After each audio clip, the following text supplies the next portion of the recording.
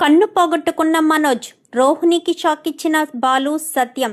అసలు ఇదంతా ఎలా జరిగిందనేది వీడియోని స్కిప్ చేయకుండా చివరి వరకు చూడండి.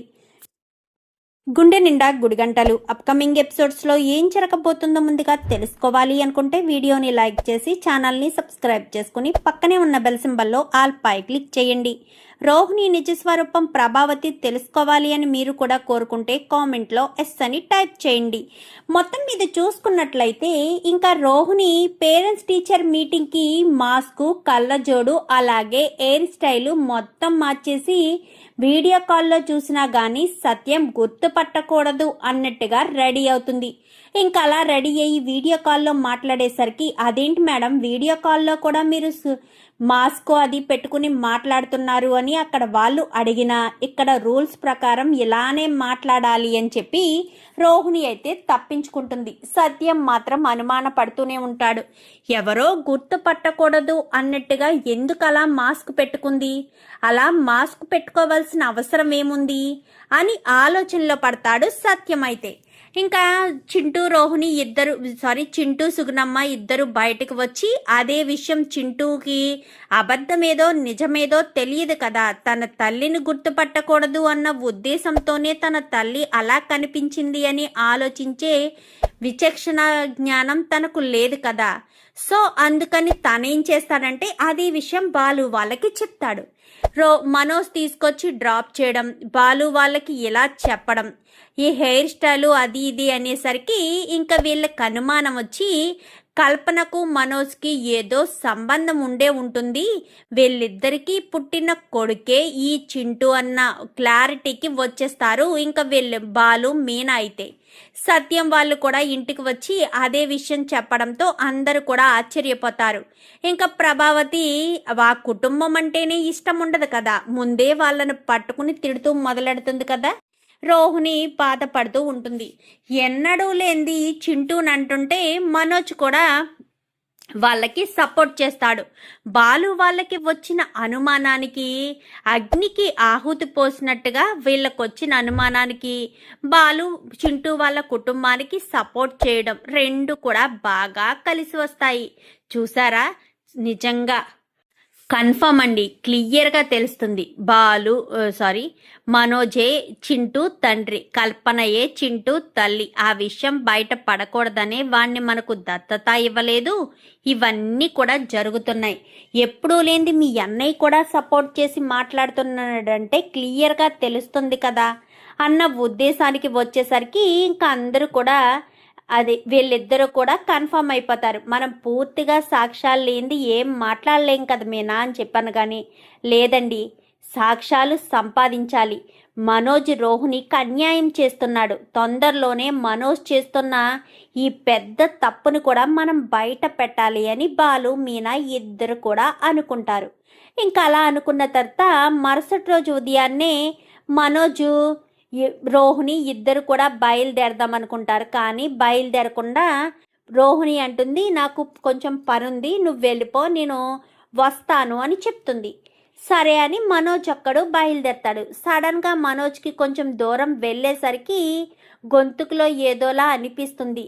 బాగా దాహంగా అనిపించేసరికి ఇదేంటి ఇంత దాహం వేస్తుంది, మంచినీళ్ళు తాగుతున్నా కానీ దాహం తీరడం లేదేంటి అని ఒక కారు పక్కకు పెట్టి, అక్కడ కొంచెం ట్రాఫిక్ ఉండడంతో బాగా కొంచెం పక్కకు పెట్టి సోడా తాగుదామని అనుకుంటాడు. అప్పుడే అక్కడికి ఒక క్యాబ్ వచ్చి ఆగుతుంది.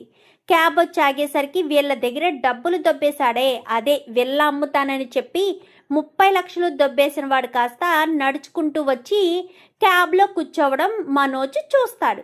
చూసి రే అని పిలిచేసరికి వాడు వీడిని చూడడంతో మనోజు కారు వేసుకుని వెళ్తే సరిపోయేది కదా, కారు వేసుకుని వెళ్ళడు, దాని వెనకాలే పరుగులు పెట్టుకుంటాడు. పరుగులు పెట్టే క్రమంలో ఆవిడెవరో బింది పట్టుకుని వెళ్తుంటే ఆవిడని కొట్టేస్తాడు. ఆవిడ బింది పడేస్తుంది.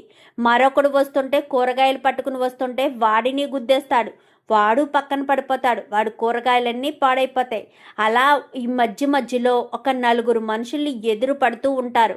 ఎదురు పడ్డ వాళ్ళందరికీ కూడా గాయాలు చేసుకుంటూ, ఒకడు సైకిల్ మీద వస్తుంటే వాడిని పాడేయడం, ఇలా గాయాలు చేసుకుంటూ చివరికి కరెక్ట్గా వాడి దగ్గరికి వచ్చేసరికి వాడు కారు కాస్త ఆగిపోతుంది. ఆగిపోవడంతో మనోజ్ అప్పటి వరకు పరుగులు పెట్టి అప్పుడే ఇలాగ కాళ్ళు నొప్పొస్తున్నాయని ఆగేసరికి పోనీ పోనీ తొందరగా పోనీ అనగానే, సార్ కారు స్టార్ట్ అవ్వడం లేదు సార్ అనగానే, ఇదేంటయ్యా ఎలా చెప్తున్నావు, పోనీ అయ్యా తొందరగా అని చెప్పి ఓ డ్రైవర్ని కంగారు పెడుతూ ఉంటాడు వాడైతే. ఈలోపు మనోజ్ కాస్త కారు ఆగిపోయిందన్న విషయం తెలిసి గబగబా వెళ్ళి కారు దగ్గరికి పరిగెట్టుకుంటూ వచ్చి కరెక్ట్గా బయలుదేరే సమయానికి కారు అలా మూవ్ అయిపోతుంది. పక్కనే ఉన్న రాయి తీసి కారు మీద కొట్టిన మనోజ్కి కారు టర్న్ అయిపోవడంతో అక్కడే ఒక ట్రాఫిక్ కానిస్టేబుల్ ఉంటాడు. ట్రాఫిక్ కానిస్టేబుల్ కాస్త తలకు తగిలేసేసరికి వెనకాల వీడితో గాయాలు పడ్డ వీళ్ళందరూ ఉన్నారు కదా, వాళ్ళందరూ పరుగులు పెట్టుకుంటూ వస్తారు. ఈ కానిస్టేబుల్ కూడా పరుగులు పెట్టుకు రావడం చూసి వాడిని పట్టుకోవడం మానేసి మనోజ్ గారు ఏం చేస్తాడంటే వీడిని కాపాడుకుందామని పరుగులు పెడుతూ ఉంటాడు. అలా పరుగులు పెట్టి ఒక టర్నింగ్ వచ్చేసరికి అడ్డుగా వస్తున్న వ్యాన్ ఉంటుంది కదా, చిన్న ట్రక్ వ్యాన్కి వెళ్ళి గుద్దుకోవడంతో కళ్ళజోడు కాస్త విరిగిపోయి పడిపోతుంది. ఆ ఫ్రంట్ గ్లాస్ ఉంది కదా, ఫ్రంట్ గ్లాస్లో కొన్ని పీసెస్ అయితే తన కంట్లో పడిపోయి తను అలా రోడ్డు మీద పడిపోతాడు. వీళ్ళందరూ ఉన్నారు కదా, వెనకాల తరుముకుంటూ వచ్చిన వాళ్ళందరూ, పైగా అందులో ట్రాఫిక్ కానిస్టేబుల్ కూడా ఉన్నాడు కదా. వెంటనే అంబులెన్స్కు ఫోన్ చేసి అంబులెన్స్లో ఎక్కించి వీళ్ళంతా కూడా సరాసరి హాస్పిటల్ దగ్గరికి వెళ్ళిపోతారు. వెళ్ళిపోయేసరికి వెళ్ళిపోయి హాస్పిటల్ దగ్గర వెయిట్ చేస్తూ ఉంటారు. ఇంకా హాస్పిటల్లో మనోజ్ని జాయిన్ చేస్తారు. ఇది ఎలా ఉంటే రోహిణి ఏమో బయట ఉంది కదా, ప్రభావతి తన బెడ్రూమ్లోంచి వస్తూ చూసుకోకుండా అక్కడ వాటర్ తనే వలకపోస్తుంది. అంటే మంచినీళ్ళు తాగుదామనుకుని మంచినీళ్ళు తాగుతూ ఉండగా గ్లాస్ జారిపోయి వాటర్ ఒలిగిపోతుంది. క్లీన్ చేసుకుంటే సరిపోయేది, క్లీన్ చేయదు, ఆ వాటర్ని అలా వదిలేస్తుంది. వదిలేయడంతో ప్రభావతి బెడ్రూమ్లోంచి ఇలా బయటకు వచ్చి సోఫాలో కూర్చుందామనుకుని సోఫా దగ్గరికి వస్తూ ఉండగా ఆ వాటర్ మీద కాలు వేసి జారిపోతుంది. అప్పుడే బాలు అడ్డుగా తన బెడ్రూమ్లోంచి బయటికి వస్తూ ఉన్న వచ్చి ప్రభావతిని చూసి గబగబా వస్తాడు. గబగబా వచ్చి ఏమైంది చూసుకోవాలి కదా, చెయ్యివ్వు అని చెప్పాను. కానీ ప్రభావతి బాలుగాడికి చెయ్యవదు. బాలుగాడికి చెయ్యకపోయేసరికి ఏంటి బయట సౌండ్ వచ్చిందని ఈ లోపు మీనా రావడంతో, అయ్యో అత్తయ్య కింద పడిపోయారా, ముందు చెయ్యివ్వండి పైకి లేపుతాను అనగానే మీనా కూడా చెయ్యవ్వదు ప్రభావతి. ఇద్దరు కూడా ఇవ్వకుండా కాలు పట్టుకుని ఓ తెగ రుద్దుకుంటూ ఉంటుంది. ఈ లోపు వస్తాడు ఇంకా రవి అయితే, అమ్మ ఏమైంది అనగానే ముందు చెయ్యిచ్చి నన్ను పైకి లేపరా అని చెప్పనేసరికి చెయ్యిచ్చి పైకి లేపి అలాగే పక్కన సోఫాలో కూర్చోబెట్టి కింద కూర్చుని వాడు కాలు నిమురుతూ ఉంటాడు. మీనా బాలు అలా చూస్తూ ఉంటారు. చూస్తూ ఉండేసరికి ఇంకా ఉండమ్మా ఇప్పుడే బాంబు తీసుకొస్తానంటూ రవి వెళ్ళి బాంబు తీసుకొచ్చి కాలికి మర్దన చేస్తాడు.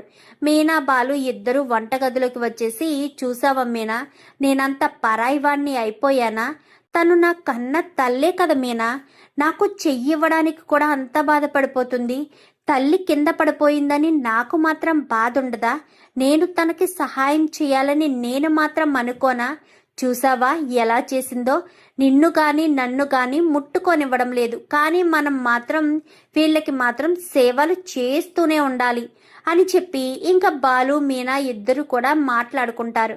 బాధపడకండి, అత్తయ్యకి కూడా మీ గురించి తెలిసే రోజు తొందరలోనే వస్తుంది, మీరు బాధపడకండి అని చెప్పి మీనా కాస్త చెప్తూ ఉంటుంది. ఈలోపు ఫోన్ దూరంగా ఉండడంతో రోహిణికి ఇన్ఫర్మేషన్ రావడంతో రోహిణి హాస్పిటల్కి వెళ్తుంది. రోహిణియే ప్రభావతికి ఫోన్ చేస్తుంది. ఫోన్ చేయడంతో రవి ఆ ఫోన్ అందుకో అనగానే సరేనమ్మా అని వెళ్ళి రవి ఫోన్ తీసుకుని రోహిణి వదిన అని చెప్పాను కానీ, అవునా ఏది ఎలాగివ్వు అని చెప్పి, ఏంటి రోహిణి ఫోన్ చేసావనగానే రోహిణి ఏడవడం మొదలు పెడుతుంది. అత్తయ్య అని చెప్పాను కానీ ఏమైందే, ఏం జరిగిందే అనగానే మనోజు అనేసరికి, అదే మనోజ్కి ఏం జరిగింది చెప్పే, మనోజ్కి ఏం జరిగింది, నువ్వు నన్ను టెన్షన్ పెట్టకే, ఏం జరిగిందే మనోజ్కి, ఎందుకు ఏడుస్తున్నావే, మనోజ్కి అంటూ సాగదీస్తూ ఉంటుంది. ఈలోపు ఈ మాటలు విన్న మీనా బాలు ఇద్దరు కూడా హాల్లోకి వస్తారు. రవి కూడా అక్కడే ఉంటాడు. ఉండేసరికి ఏమైంది అనగానే మనోజ్కి ఇలా దెబ్బలు తగిలాయి, ఇలా కళ్ళు హాస్పిటల్లో ఐసీయూలో ఉన్నాడు అనేసరికి ఒక్కసారిగా ప్రభావతి షాక్ అయిపోతుంది. ఏంటి ఏమంటున్నావే అనగానే, అవునత్తయ్య నాకు చాలా భయంగా ఉందత్తయ్య అంటూ రోహిణి ఏడవడం మొదలు పెడుతుంది. ఇటు ప్రభావతి ఏడుస్తుంది. వెంటనే రవి ఫోన్ తీసుకుని, ఎక్కడ వదినా, ఏ హాస్పిటల్ వదినా, ఇప్పుడంతా బాగానే ఉన్నాడా అనగానే, లేదు రవి ఐసీయూలో పెట్టారు అనగానే, మేము ఇప్పుడే బయలుదేరి వస్తున్నామనేసరికి హాస్పిటల్ పేరు చెప్పడంతో ఇంకా ఫోన్ ఇలా పెట్టేసి ప్రభావతి ఏడుస్తూ ఉంటుంది. ఏం కాదమ్మా, మనోజ్ అన్నయ్యకి ఏం కాదు అని ఓదారుస్తూ ఉంటాడు రవి. అయితే ఇటు బాలు మీనా కూడా మాట్లాడకుండా సైలెంట్గానే ఉంటారు. ఈలోపు సత్యం వస్తాడు. ప్రభావతి ఏడుస్తూ ఉండడం చూసి, ఏమైంది ప్రభా, ఏం జరిగింది అనగానే, మనోజ్కి దెబ్బలు తగిలాయంటండి అని చెప్పనేసరికి, ఏమైంది అసలు అనగానే, కారుకి ఇది చాలా పెద్ద ప్రమాదం జరిగిందంట అని చెప్పనేసరికి, అవునా, కారుకి ప్రమాదం జరగడం ఏంటి అని చెప్పాను. కానీ అవేమీ నాకు తెలియదండి, అక్కడికి వెళ్ళి ఏదైనా జరిగింది ఏముందో తెలుసుకోవాలి అనగానే, పదండి వెళ్దామని మీనా తాళం వేసేస్తుంది ఇంటికి. అందరూ కూడా బయలుదేరి వెళ్ళిపోతారు. అందరూ కూడా బయలుదేరి హాస్పిటల్ దగ్గరికి వెళ్ళిపోయేసరికి మనోజ్ని ఐసీయూలో పెట్టారు అనగానే బాధపడుతూ ఉంటుంది ప్రభావతి రోహిణితో కలిసి. బాలు మీనా ఒక చోట నిలబడి, అయినా వీడికి కారు ఉంది కదా, కారు వదిలేసి ఎలా వెళ్తున్నాడు వీడు రోడ్డు మీద, వ్యాన్ని తగులుకునేంత అవసరం ఏంటి, అసలు వ్యాన్ ఎందుకు తగులుకున్నాడు వీడు అని ఆలోచిస్తూ ఉండగా ఒక 5-6 మనుషులైతే వస్తారు. ఏమైంది ట్రాఫిక్ కానిస్టేబుల్ కూడా కనిపించడంతో, మీరు ఆ పేషెంట్కి తాలూకు మనిషా అని చెప్పి అడుగుతారు. అవును అనేసరికి, ఆ పేషెంట్ వల్ల మాకు ఎంతో నష్టం కలిగింది అనగాని, ఆ పేషెంట్ వల్ల మీకు నష్టం కలగడం ఏంటి, ఏం మాట్లాడుతున్నారు అనేసరికి మొత్తం విషయం అంతా చెప్పుకొస్తారు. వీడసలు రోడ్ల మీద ఎవరి కోసం పరుగులు పెడుతున్నాడు మీనా, ఎవరి కోసం అంతలా పరుగులు పెట్టుకుంటూ వాళ్ళకి ప్రమాదం తలపెట్టి వీడు ప్రమాదంలో పడ్డాడు, అసలు ఏమయ్యింది అనగానే, అవన్నీ మీరు తర్వాత తేల్చుకోండి, మాకు ఎంతో కొంత డబ్బివ్వండి అనేసరికి బాలు మీనా ఇద్దరు కూడా ఆ మనుషులకి డబ్బులు ఇవ్వడం సత్యం చూస్తాడు.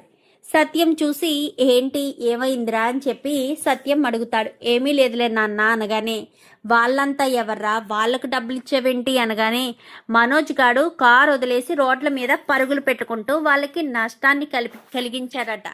వీడికి నష్టం కలిగించుకోవడమే కాకుండా వాళ్ళకి కూడా నష్టాన్ని కలిగించడంతో వాళ్ళు డబ్బులు అడుగుతున్నారు అనగాని, ఇచ్చి పంపించావా అనగాని, పంపించానులే నాన్న, వాడి పరిస్థితి ఎలా ఉంది అనగాని, ఏమో ఇంకా డాక్టర్స్ ఏమీ చెప్పలేదు, ట్రీట్మెంట్ చేస్తున్నారు, ఎప్పుడు సెట్ అవుతుందో ఏంటో తెలియడం లేదు, పైగా కళ్ళు, ఇక మీదట వాడికి ఏదైనా జరిగితే కళ్ళు కనిపించకపోతే చాలా ప్రమాదం అనగాని, అయ్యో మామయ్య అలా ఏమీ జరగదు, ప్రతి దానికి ట్రీట్మెంట్ ఉంటుంది కదా, దీనికి కూడా ట్రీట్మెంట్ ఉంటుందిలేండి, మీరేం బాధపడకండి అని చెప్పి మీనా కాస్త ఓదార్స్తుంది.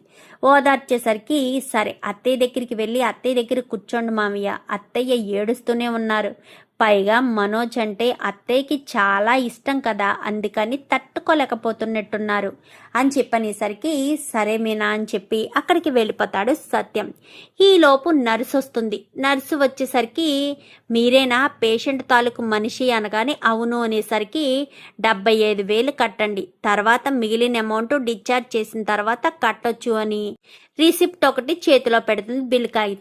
బిల్ కాగితం చేతిలో పెట్టేసరికి బాలు మీనా ఒక్కసారిగా షాక్ అవుతారు. అంత డబ్బంటే వాళ్ళు మాత్రం తీసుకొచ్చే పరిస్థితి ఉండదు కదా. సో బాలు మీనా షాక్ అయ్యేసరికి సత్యం చూస్తాడు. ఏంట్రా అని చెప్పాను కానీ, ఏమీ లేదు నాన్న అని చెప్పి ఇంకా బాలు అక్కడి నుంచి, మీనా నేను బయటికి వెళ్ళి ఎవరొకరిని అడిగి డబ్బు తీసుకొస్తాను సరేనా, నువ్వు ఈ విషయం నాన్నకు చెప్పకు అని చెప్పి ఇంకా బాలు బయటికి వెళ్తాడు. బాలు బయటికి వెళ్ళేసరికి మీనా ఒక చోట కూర్చుని ఉంటుంది. అప్పుడే సత్యం వెతుక్కుంటూ మీనా దగ్గరికి వచ్చి మీనా పక్కన కూర్చుని, ఏంటమ్మా మీనా బాలు ఎక్కడికి వెళ్ళాడు, ట్రిప్ ఏదైనా వచ్చిందా అనగానే అది మామయ్య అని చెప్పనేసరికి, నా దగ్గర నువ్వు నిజం దాచాలని అస్సలు ట్రై చేయవని నాకు తెలుసు. అసలు ఏం జరిగింది అనగానే, ఏముంది 75,000 బిల్లు కట్టమని చెప్పారు. ఇప్పుడు కట్టండి, తర్వాత మళ్ళీ ఇంకా చెప్తాము అని చెప్పారు. మరి ఇప్పటికిప్పుడు 75,000 అంటే ఆయన దగ్గర మాత్రం ఎక్కడుంటాయి?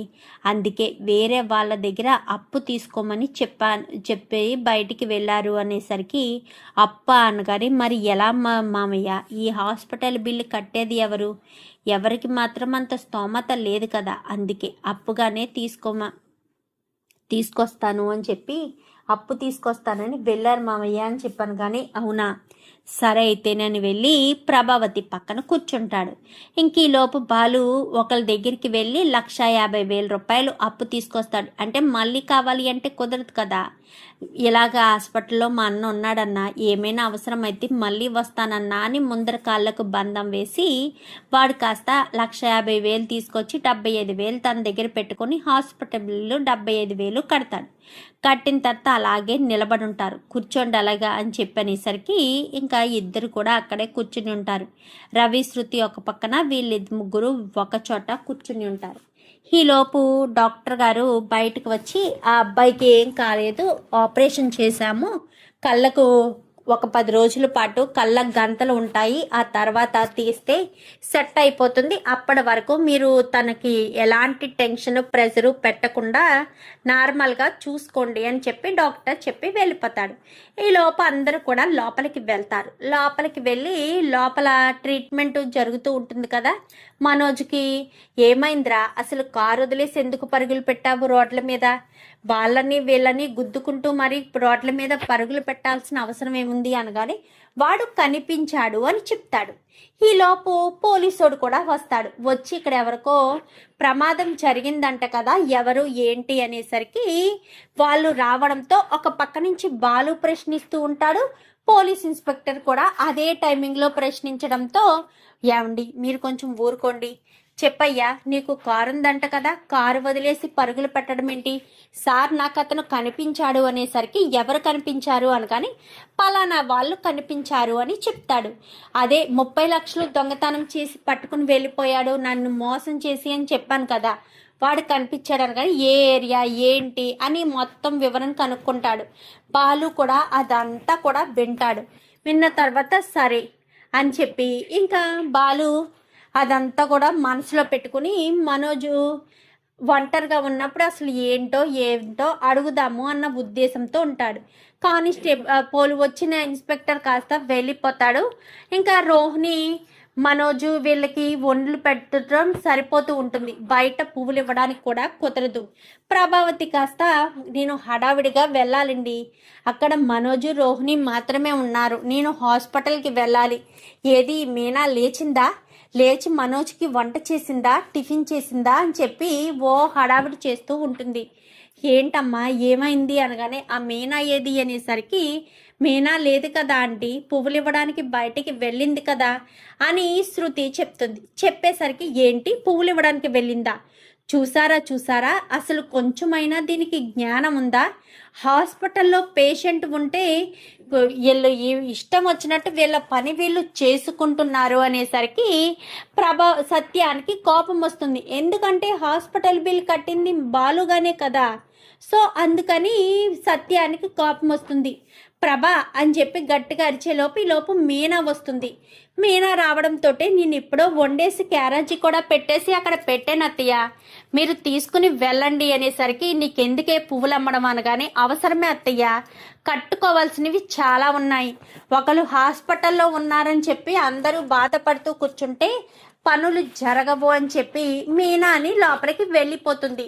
చూసారా, నా కొడుకంటే కొంచెం కూడా గౌరవం లేదు అని చెప్పాను. కానీ గౌరవం తనకెందుకు ఉండాలి, అయినా తనేమీ తప్పుగా మాట్లాడలేదు కదా, సరే క్యారేజీ పట్టుకుని పద అని చెప్పాను. కానీ ఈలోపు బాలు మళ్ళీ ట్రిప్కి వెళ్ళి ట్రిప్ చూసుకుని సరాసరి హాస్పిటల్ దగ్గరికి వచ్చేస్తాడు. మీనా మధ్యాహ్నం క్యారేజీ తీసుకుని హాస్పిటల్ దగ్గరికి వస్తుంది. వచ్చేసరికి అంతా కూడా హాస్పిటల్లోనే ఉంటారు. హాస్పిటల్లో ఉండగానే ట్రీట్మెంట్ జరుగుతూ ఉంటుంది. హాస్పిటల్ బిల్ ఎంత అయింది, ఎవరు కడుతున్నారు, ఇవేమి పట్టించుకోరు అసలు.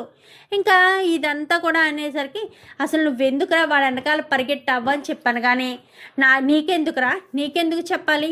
ఏంటి బాలు, ఎక్కడ కూడా ప్రశాంతంగా ఉండనివ్వవా మనోజ్ని? అసలు నువ్వేమనుకుంటున్నావు బాలు? మనోజు నువ్వు సంతోషంగా ఉండనివ్వవా? అసలే కంటికి దెబ్బలు తగిలాయని ఎంతో బాధపడుతున్నాడు అనేసరికి ఏం మాట్లాడుతున్నావు రోహిణి? నువ్వు మాట్లాడేదేంటి అర్థమవుతుందా? వాడు అడగడం తప్ప అనగానే తప్పే మావయ్య. మా విషయాల్లో అనగానే మీ విషయాల్లోనా? మరి మీ విషయాలన్నప్పుడు ఇంత ట్రీట్మెంట్ జరుగుతుంది, హాస్పిటల్ బిల్లు ఎవరు కడుతున్నారు అని ఆలోచించావా? నువ్వు కట్టావా, మీ అత్తగారు కట్టిందా, లేక ఈ కళ్ళు పోగొట్టుకున్న వాడు కట్టాడా? ఆ బాలుగాడు కడుతున్నాడు. వాడంటే అస్సలు ఇష్టం ఉండదు. వాడిని ఎప్పటికప్పుడు మీరు ఏదో ఒకటి అంటూ ఉంటారు. అలాంటిది వాడు కడుతున్నాడు బిల్లు. 1,50,000 రూపాయలు అప్పు తెచ్చాడు. ఏమన్నావు ప్రభా? ఈ ఒంట్లో బాగోలేనప్పుడు కూడా ట్రిప్పులకి వెళ్ళాలా, పూలు అమ్ముకోవాలా అని అడిగావు. మరి వాళ్ళు చేసిన అప్పులు ఎవరు తీరుస్తారనుకుంటున్నావు? వాళ్ళు తీర్చుకోవద్దా? అయినా నీ కొడుకు హాస్పిటల్ ఉంటే అందరూ ఇక్కడికి వచ్చి కూర్చుంటే ఇక్కడ ఎవరు ఉండనివ్వరు. అర్థమవుతుందా? బాలుగాడు 1,50,000 రూపాయలు కట్టారు అనగానే నువ్వెందుకు తీసుకొచ్చావు బాలు అని చెప్పి శృతి అంటుంది. అదేంటి శృతి అలా అంటావు అనగానే, అవును బాలు, నువ్వెందుకు తీసుకొచ్చావు? నువ్వప్పు తీసుకురావాల్సిన అవసరం ఏముంది? ప్రతి క్షణం నిన్ను ఏదో ఒకటి అంటూ బాధ పెడుతూ ఉన్న వీళ్ళ కోసం నువ్వప్పు చేయడం ఏంటి? ఈ అప్పు మొత్తం వీళ్ళే కట్టుకోవాలి. ఏ రోహిణి, నీ మొగుడి హాస్పిటల్లో ఉంటే కట్టుకోవాల్సిన బాధ్యత మీది కదా. అందులో వచ్చే వాటాలు లాభాలు అన్నీ మీరే తీసుకున్నప్పుడు మరి మీ ట్రీట్మెంట్కి మాత్రం బాలు ఎందుకు ఖర్చు పెట్టాలి? వాడు 4 లక్షలు ఖర్చు పెట్టి పైన రూమ్ కట్టుకోలేక హాల్లో పడుకుంటున్నాడు. అలాంటిది వాడు 1,50,000 రూపాయలు అప్పు చేసి కట్టడమే కాదు, వీడు మధ్యలో కొంతమందికి పడేసి వాళ్ళను తరుముకుంటూ వెళ్ళడంలో 4-5 గాయపడ్డారు, నష్టపోయారు. వాళ్ళందరికీ డబ్బులు ఇచ్చాడు. అదే మీరు చేస్తారా? నాకెందుకులే అని సైలెంట్గా తప్పుకుంటారు నువ్వు కానీ, మనోజ్ కానీ, ఈ ప్రభావతి కానీ. మరి ఇప్పుడు బాలుగాడు ఎందుకు చేశాడు? కొంచెమైనా మానవత్వంతో ఆలోచించండి. మూర్ఖత్వంతో మూర్ఖుల్లా ఆలోచిస్తే మాత్రం చాలా కష్టం. అది గుర్తుపెట్టుకోండి. మీరు ఏమైనా సరే అనుకోండి, బాలుక అమౌంట్ మొత్తం తిరిగి ఇవ్వాల్సిందే అని చెప్పి సత్యం అనేసరికి ఒక్కసారిగా రోహిణి షాక్ అయిపోతుంది. అది మామయ్య అనగాని ఇంకేం చెప్పద్దు రోహిణి. వాడు ఖర్చు పెట్టిన ప్రతి రూపాయి కూడా మీరు కనుక్కొని వాడికి తిరిగి ఇవ్వాల్సిందే.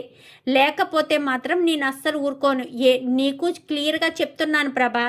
వాడంటేనే నీకు ఇష్టం లేనప్పుడు వాడి డబ్బులు నువ్వెందుకు ఖర్చు పెట్టుకోవడం? వాడు కష్టపడి సంపాదించి వాడు రూమ్ కట్టుకోవాలని ఎన్నో ఆశలు పెట్టుకుని పించిలించులుగా ఎదుగుతున్నాడు. చూసి ఎలాగా వారవలేవు. మరి వాడి డబ్బులు నువ్వెందుకు ఖర్చు పెట్టుకోవాలి? అందుకే చెప్తున్నాను, నువ్వు ఎట్టి పరిస్థితుల్లోనూ బాలు వాళ్ళ డబ్బులు ఖర్చు పెట్టుకోవడానికి వీల్లేదు. డబ్బులు మొత్తం రిటర్న్ చెయ్యాల్సిందే అని చెప్పనేసరికి సరే మామయ్య, నేనే రిటర్న్ ఇస్తాను అని చెప్పి రోహిణి కాస్త ఒప్పుకుంటుంది. ఒప్పుకునేసరికి ఇంకా మనోజ్ హాస్పిటల్ నుంచి డిశ్చార్జ్ అయ్యేసరికి సుమారు 4 లక్షల రూపాయలు అవుతాయి. అవన్నీ కూడా బాలు అప్పు చేసి తీసుకొస్తాడు. ఇవన్నీ కూడా నేను అప్పు చేసి తీసుకొచ్చాను. మీరు నెల నెలా వడ్డీలు ఇస్తే వడ్డీ తీసుకెళ్ళి అక్కడ కట్టి అసలు కూడా తీర్చుకోండి అని చెప్పి ఇంకా బాలు చెప్తాడు. ఇటు సత్యం కూడా చెప్పేసరికి రోహిణి కాస్త అటు తిరిగి నా మీదే భారం పడుతుంది. ఈ మనోజ్ ఏం చేస్తాడో ఏంటో, అన్నీ తలకు మాసిన పనులు. కారులో వెళ్తే వాడిని పట్టుకునేవాడేమో, కారులోని వెళ్ళలేదు, పైగా ఇలాగ ప్రమాదం కూడా తెచ్చుకున్నాడు అని చెప్పి ఇంకా రోహిణి కాస్త మనోజ్ వంక చూసి బాధపడుతూ ఉంటుంది. చూద్దాం మరి రాబోయే ఎపిసోడ్స్లో ఇలాగే జరగాలని మీరు కూడా కోరుకుంటే కామెంట్లో ఎస్ అని టైప్ చేయండి. Thank you for watching.